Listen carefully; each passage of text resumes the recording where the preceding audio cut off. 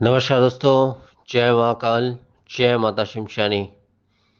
आज की वीडियो में मैं एक दिवसीय प्राचीन गुप्त धन पिशाच की साधना दे रहा हूं, जिसका संपूर्ण मंत्र विधि विधान दे रहा हूं। सबसे पहले तो इसके कुछ लाभ जान जाते हैं। इसके लाभ देखिए इस प्रकार से हैं। ये शक्ति सिद्ध होने के पश्चात साधक को अपार धन प्रदान करती है। ये सबसे बड़ी मुख्य विशेषता है। धन स्वर्ण इत्यादि जो भी प्रदान करती है उस वजह से अधिकांश इस साधना का किया जाता है। इसके अलावा जो है, हाँ, स्वर्ण हीरे जवाहरात जो भी है वो अपने लोक के प्रदान करती है। शक्ति जो है वो अपने इच्छा अनुसार करती है अधिकांश। और इसके अलावा जो है भविष्य की जानकारी प्रदान करती है। भविष्य भूत इत्यादि की जानकारी प्रदान करती है। लंबे समय का तो नहीं करेगी, स्पष्ट बता रहा हूँ। एक समय का मतलब 6 महीने 1 साल के अंतर्गत का ही ज्यादा से ज्यादा प्रदान कर सकता है ये शक्ति। इसके अलावा जो है गड़ा धन की जानकारी प्रदान करता है और उसे निकालने का उपाय रास्ता भी बताता है, जिसके द्वारा जो है आप गड़ा धन की प्राप्ति भी कर सकते हैं।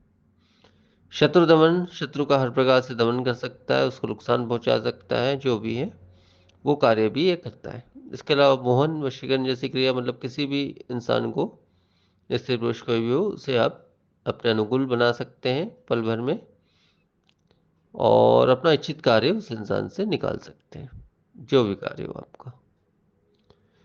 इसके अलावा पारसमणि के विषय में तो खैर आप सभी जानते ही होंगे। वैसे ये शक्ति से आप डायरेक्ट पारसमणि मांगेंगे तो शायद ये नहीं देगी, परंतु साधक जितना अच्छा व्यवहार और सारी चीजें रखेगा शक्ति के साथ में, या बोल भी सकता है, या साधक या साधिका कोई भी साधना को कर सकता है, ऐसा कुछ नहीं है। तो मुझे पारसमणि चाहिए, मतलब ये शुरुआत में नहीं बोलना है। सिद्धि के पश्चात कुछ समय बाद, मतलब 1 महीने बाद, 3 महीने बाद आप ये बात को बोल सकते हैं। वैसे वो अपनी इच्छा से भी कई बार प्रदान कर देता है। ऐसा नहीं कि आप बोलेंगे तभी प्रदान करेगा, अपनी इच्छा से भी प्रदान करता है। परंतु अगर नहीं भी करता, अगर आप चाहते हैं पारसमणि जैसी चीज को प्राप्त करना, तो आप उसे बोल भी सकते हैं कि मुझे इस चीज की आवश्यकता है।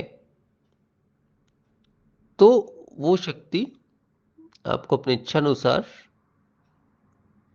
प्रदान कर सकती है, क्योंकि इस शक्ति के पास ये चीज उपलब्ध रहती है, उसके पास ये चीजें होती है, इसलिए वो आपको प्रदान कर सकता है।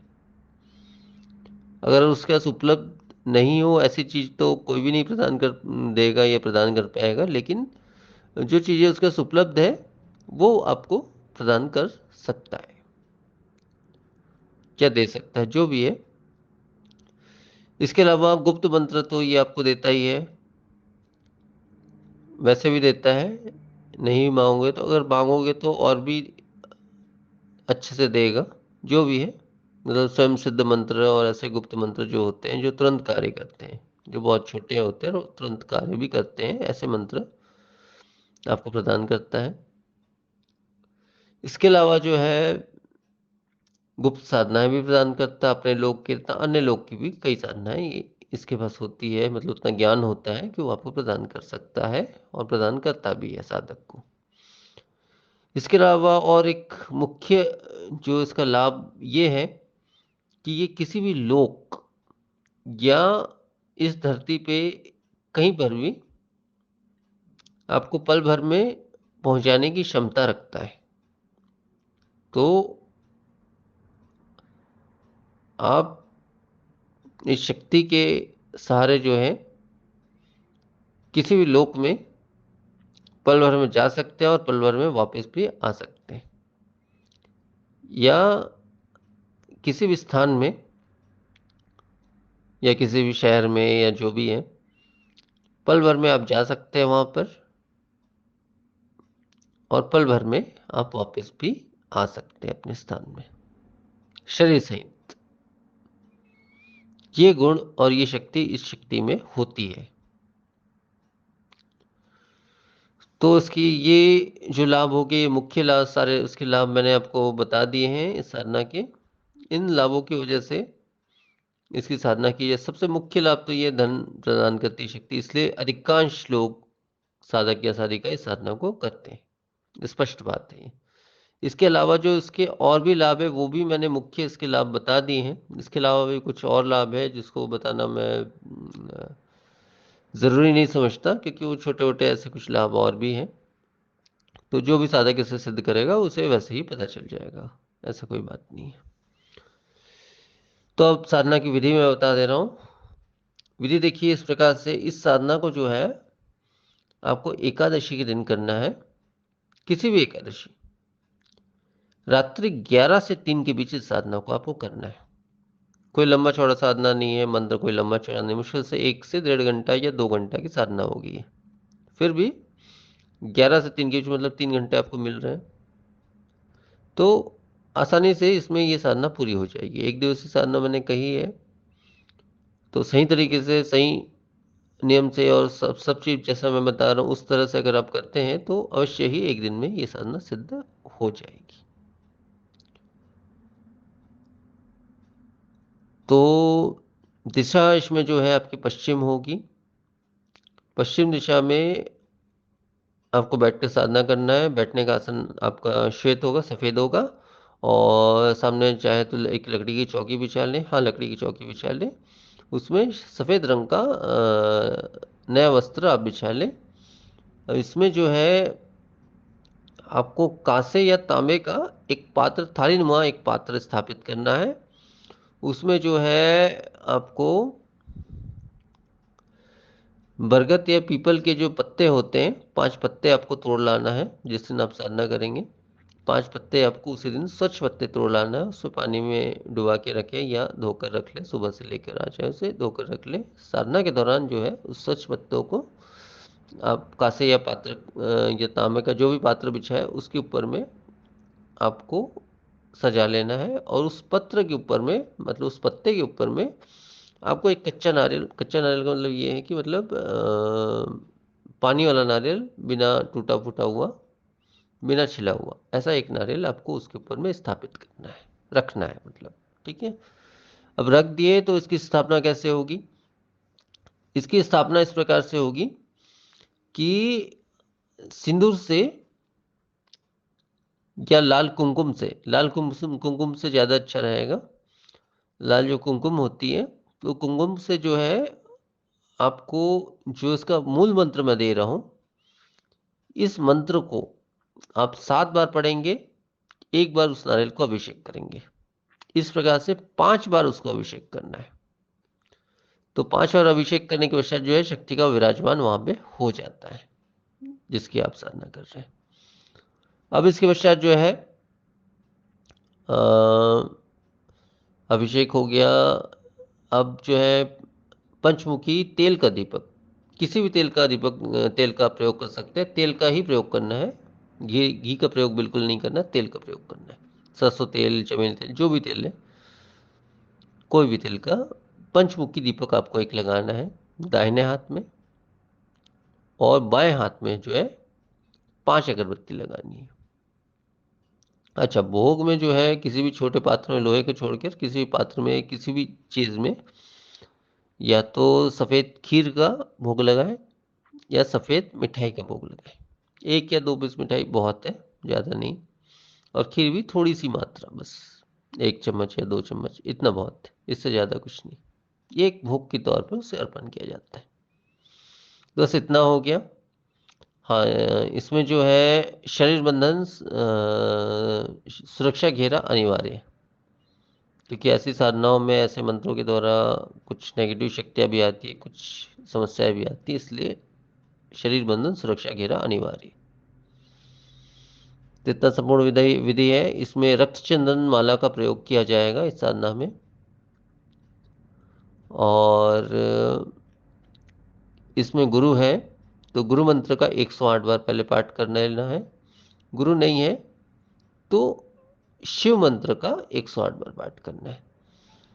इसके बाद जो इसका मूल मंत्र है, जो मैं अभी देने वाला हूँ, उसका 9 माला आपको जो है उसी रक्तचंदन की माला से 9 माला इसका पाठ करना है।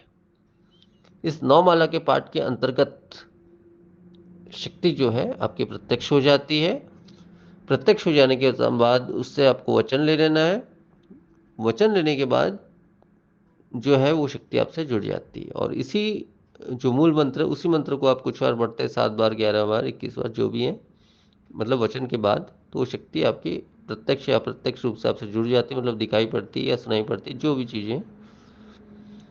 तो अब उस समय अपना कार्य, जो भी आपका कार्य हो इस शक्ति से, वैसे तो किस प्रकार का कार्य करती हो तो मैं बता चुका हूँ, वो कार्य आपको बोल देना है। वो कार्य आपका शीघ्र ही हो जाएगा।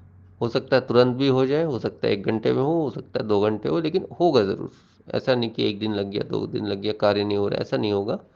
कार्य आपका अवश्य ही सफल होगा ही होगा। जो भी कार्य आप उसे बोलते हो, जो भी कार्य, मतलब जिस प्रकार के कार्य मैंने उसके लाभ बताए हैं, उस प्रकार के कार्य बोलेंगे तो वो कार्य तुरंत होंगे। बाकी अन्य कार्यों का तो मैं नहीं कहूँगा, लेकिन जो कार्य मैंने बताए हैं वो कार्य तुरंत का तुरंत ही होगा।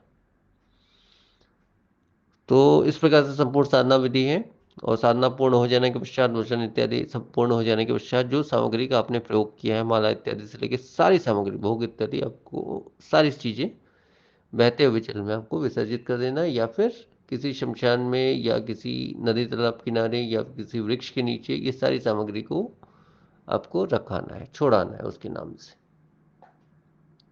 इतना ही करना है।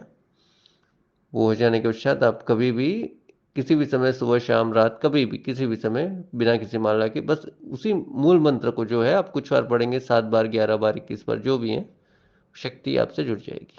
उसके बाद जो भी कार्य है आप अपना बोल देंगे, और जो भी भोग, मीठे का भी भोग मांग सकती है शक्ति। मीठे का भोग मतलब वही आपका मिष्ठान, सफ़ेद मिष्ठान, खीर, ये सब हो गया मीठे में। और तामसिक भोग भी ये शक्ति कहीं ना कहीं मांग सकती है। वैसे मीठे का भोग ही ज़्यादा मांगती है, तो आपको सफ़ेद मिष्ठान या खीर जैसी भोग जो है आपको अर्पण करना होगा। मतलब काम होने के बाद आप जो भी काम उसको दोगे, वो कार्य जब हो जाएगा तब 24 घंटे के अंदर आपको मिष्ठान या जो भी चीज़ है आप अपनी इच्छा अनुसार उसे अर्पण कर दें। ये हो गया उसका भोग। किसी भी स्थान में अर्पण कर दे, केवल उसी मंत्र को, जो मूल मंत्र होगा उसको 7 बार पढ़ के, ये भोग मैं आपको अर्पण करता हूँ या करती हूँ। साधक साधिका कोई भी साधना को कर सकता है या कर सकती है, तो वो भोग को उस प्रकार से अर्पण कर देना है। बस इतना ही संपूर्ण विधान है। तब वो मूल मंत्र बता दे रहा हूं। वो मंत्र इस प्रकार से है: ओम लम धन धनु आसक्त जितात्मा कुले धनु पिशाच जाग्य जाग्य। मंत्र एक बार फिर से बोल दे रहा हूं: ओम लम धन धनु आसक्त जितात्मा कुले धनु पिशाच जाग्य जाग्य। तो मंत्र बस इतना ही है, और इतना ही संपूर्ण विधान है साधना का। तो आज की वीडियो में फिर इतना ही। नमस्कार, जय महाकाल।